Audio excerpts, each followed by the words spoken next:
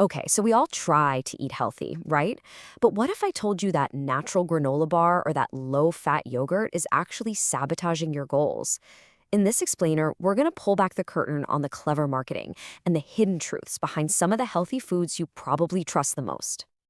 It feels like eating has just gotten so complicated. Something that should be a simple source of pleasure and nourishment is now, for so many of us, just packed with stress and anxiety. We're always second-guessing ourselves, worried about making the wrong choice.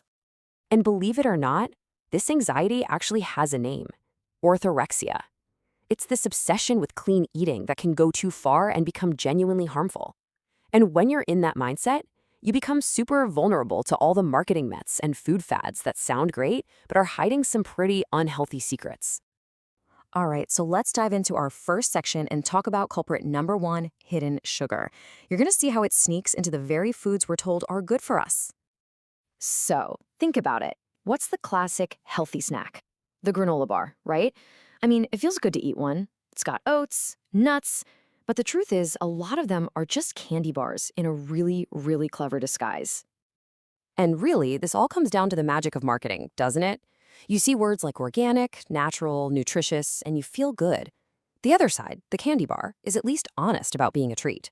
But when you actually look at the sugar content, that line between them gets so blurry. That health halo you get from a few oats makes it way too easy to ignore a shocking amount of sugar. 16 grams. Let that sink in. That's like 4 teaspoons of sugar in what you think is a healthy snack. But, and this is the crazy part, it gets even more deceptive. Oh yeah, this is one of the oldest, sneakiest tricks in the food industry playbook. You look at the label, right? You see 8 grams of sugar, 150 calories, and you think, hey, not too bad.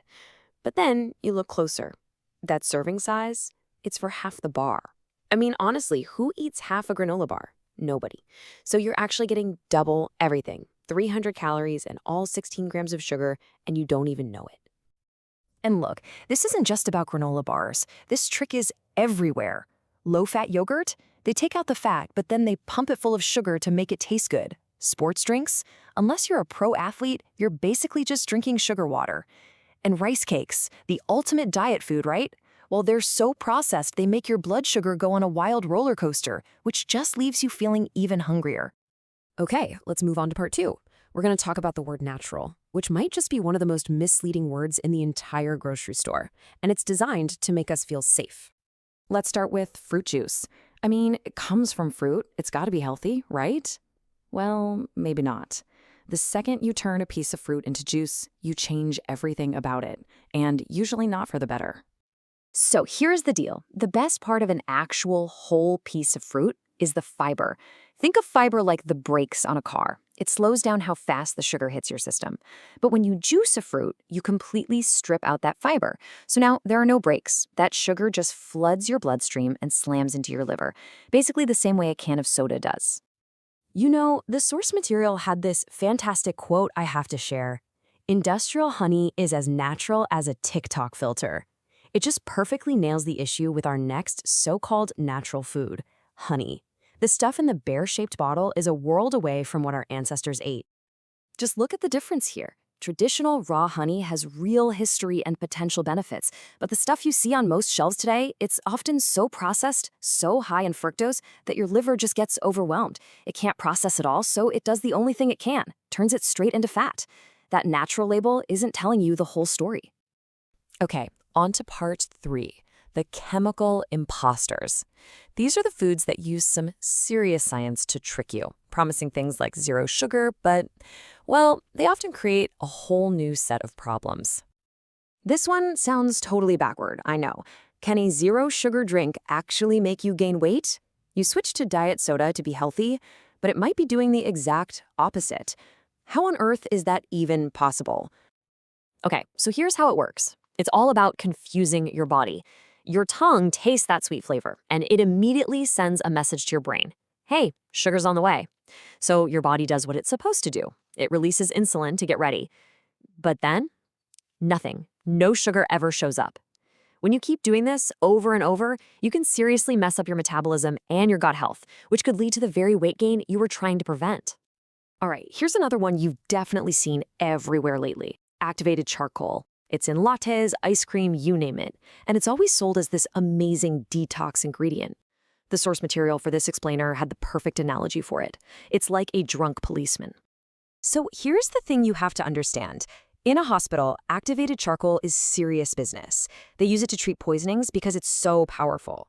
And the reason it's powerful is because it's completely indiscriminate. It just binds to everything it touches. So when you put it in your smoothie, yeah, it might grab some toxins, but it's also grabbing all the good stuff, the vitamins from your food, the active ingredients in your medication. It's basically arresting everyone in the room, the good guys and the bad guys. All right, so we've looked at the hidden sugar, the natural illusion, the chemical imposters, and honestly, it can feel like a minefield out there. So the big question is, what do we do about it? Let's talk about how to get from fear to smart eating. Right, so what's the game plan?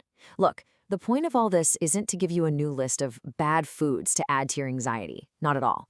The goal is to switch from eating based on fear to eating based on knowledge. It's about empowering yourself, not restricting yourself.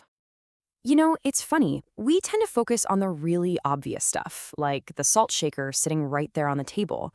But the reality is, most of the junk, the excess sugar, the crazy amounts of sodium, it's already hidden inside the processed foods before you even bring them home. So, this is your new toolkit for smart eating. And honestly, the #1 most powerful thing you can do, ignore all those flashy promises on the front of the package. Just flip it over. Actually read the ingredients list. Look for all those sneaky names for sugar and sodium. A good rule of thumb, the shorter the list and the more words you can actually pronounce, the better off you are. And of course, remember that balance is everything. And really, that's the main takeaway. This is not about some quest for a perfect diet, because that doesn't exist. It's about being an informed person, someone who can see right through the marketing hype and make choices that are actually good for you, both for your body and your peace of mind. So I'll leave you with one last question to think about. The next time you're in the grocery store and you pick something up, just ask yourself, am I buying this to nourish my body, or am I buying it to feed a fear that some marketing team created? The answer, well, it just might surprise you.